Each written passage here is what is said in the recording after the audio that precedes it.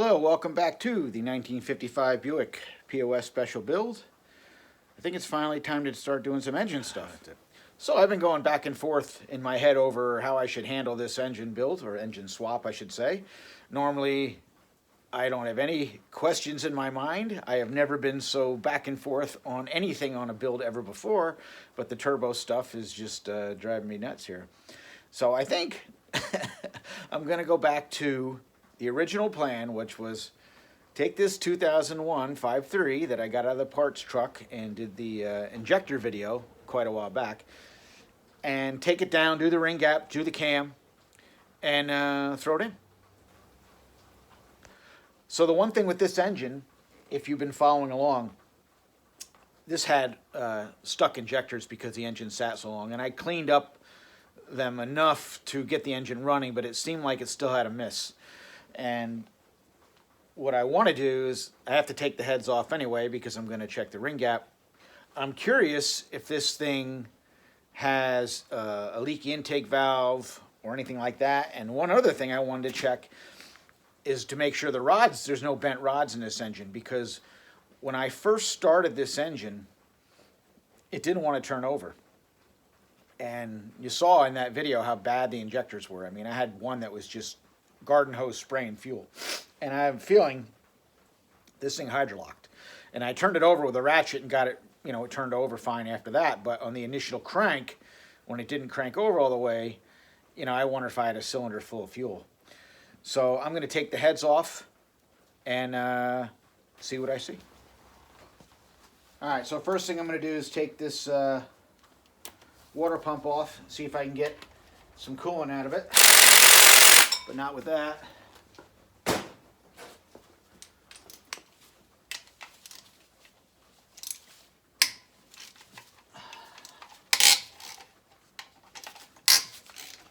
assume this still has coolant in it.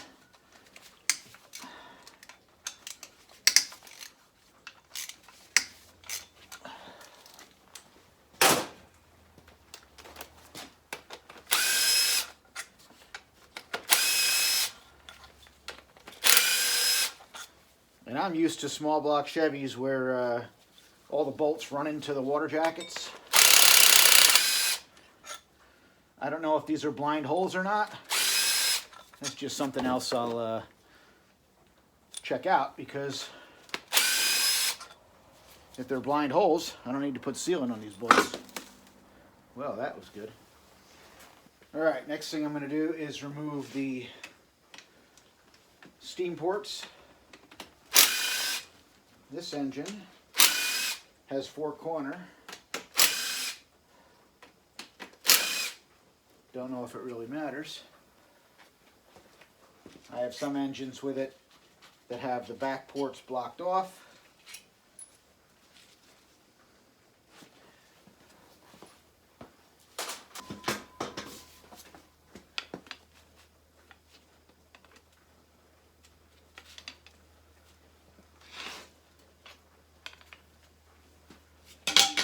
All right, next thing I'm going to do is pull the valve covers. Those are, looks like 8 millimeters, looks like.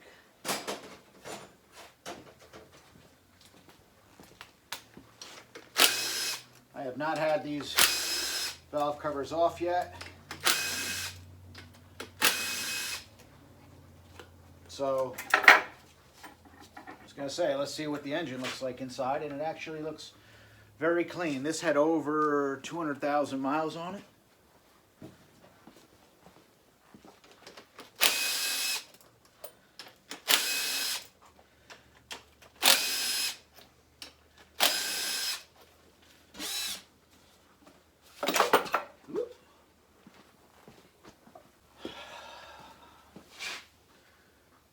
All right, looks super clean. There's a look inside. Looks very clean. So looks like this engine was taken care of, which is a good thing. All right, next will be the rocker arms and then the heads.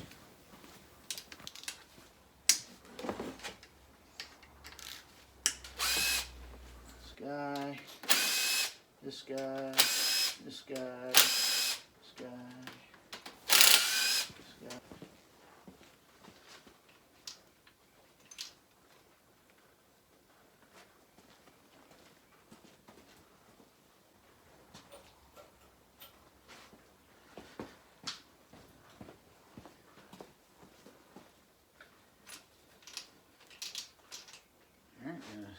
them off as one section, one assembly.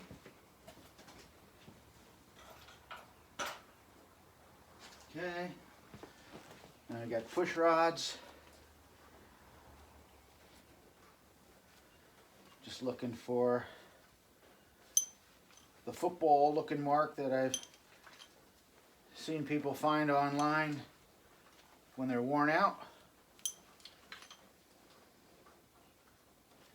These are all looking good so far. Looks good.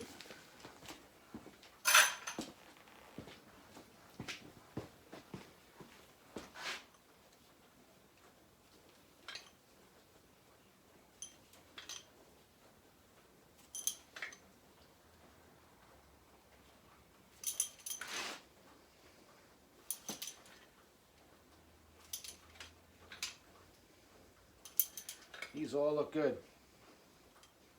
Wow, over 200,000 miles, no issues there. All right, time to pull the heads. Now, I believe this is the side where I had a misfire. So I'm curious to see if I have a valve stuck or anything. It could have just been a bad injector. Like I said, if you watch that video, those injectors are really bad. And I, cleaned them up enough to try to make them fire. And I thought I had them all going, but I may not have. Looking at eyeballing the installed height here, I don't see any valve that's like stuck open or anything. So here we go.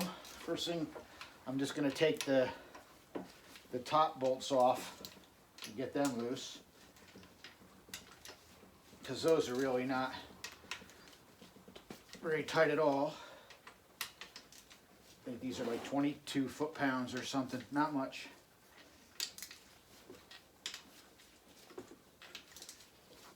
Those are all cracked loose.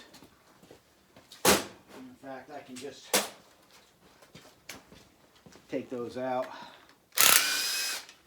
All right, time to pull the heads. This is an 01. I think this has the two end bolts shorter than the rest. I don't remember what year they switched to all the same length.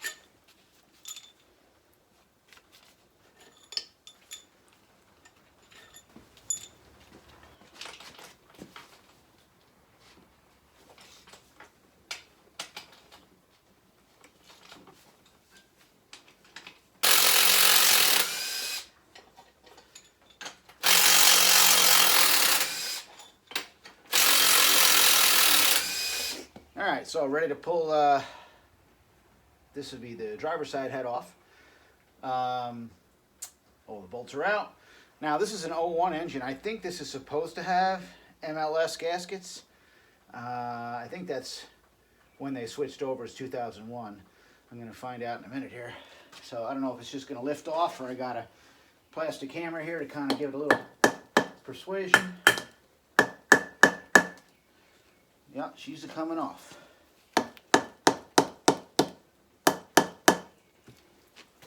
All right, head's loose.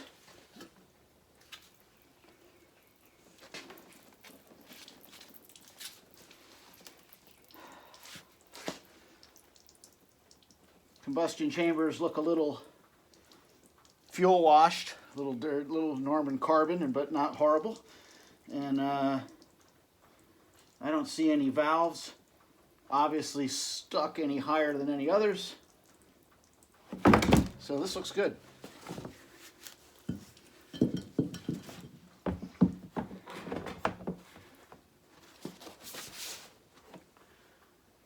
Oh, look at that.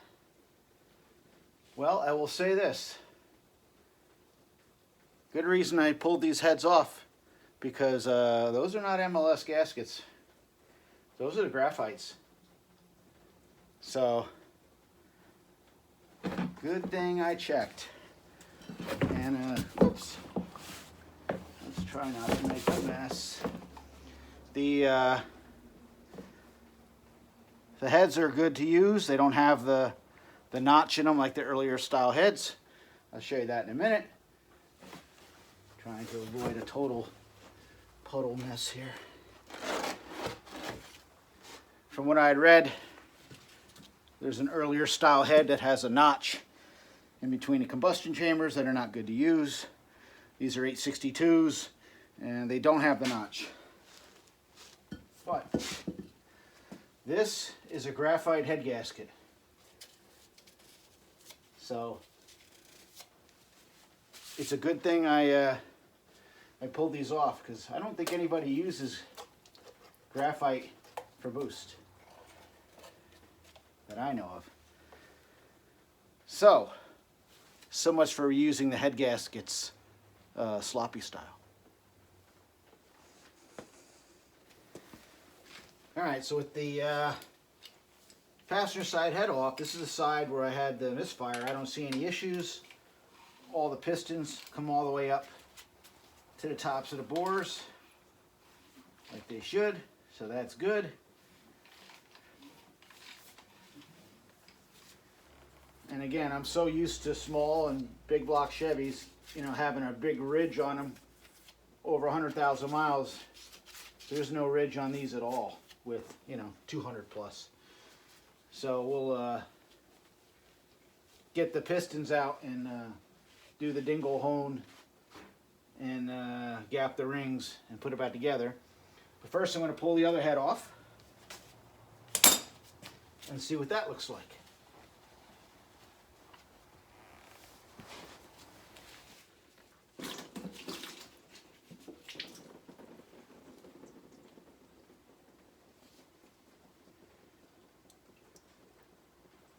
Same deal. The head has what looks like fuel wash from those horrible injectors. But other than that, looks fine.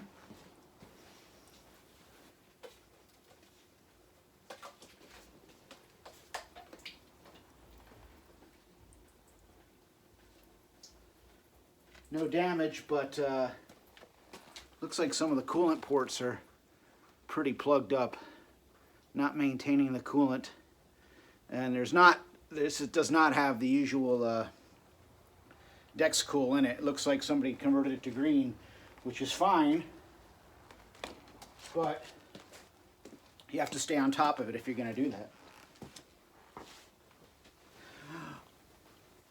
All right, so on the passenger side, looks like fears confirmed, because piston number 2 is not coming all the way up to the bore. All the others, they're practically out of the bore. I mean, they come up so high. I have to get a camera, move the phone over here so you can see this, but number 2 has a gap. When it's at its highest point, it's down in the hole. So I think the number 2 rod is bent. I'll find out for sure when I tear it down, but let me show you the gap. So if you look there, see how far down number 2 is in the hole? Even with a cheap plastic square, you can see the gap. And the other cylinders, turn this over by one hand here so I can get one up. A little more. Where are we at here? Here you go. You can see that piston's all the way up to the top of the bore. And that's how all the others are as well. There we go. Now I'm really up. I mean, it's almost out of the bore. You can see how high up it goes. And number 2, you can see the distance there. It's not much, but it's definitely not normal. So I think number 2 is bent, and I don't know if that happened when I went to start the engine or if it bent previously, but I'll continue the teardown, and when I get the rods out, see if I can see the difference. And then I got to find a Gen 3 rod. Well, unfortunately, that is going to be the end of this engine for the moment, because until I can find a connecting rod loose somewhere that somebody has around, I'm done with this motor. Can't do anything else with it. So rather than tear it down, I greased up the cylinders, threw the head back on, and I'll just put it in a corner. I'm sure by the time I'm ready to, assemble this engine and do the cam and everything, I'll find some rods. So it looks like that has made the decision for me. So now I am going to the next step of the plan. I have another idea.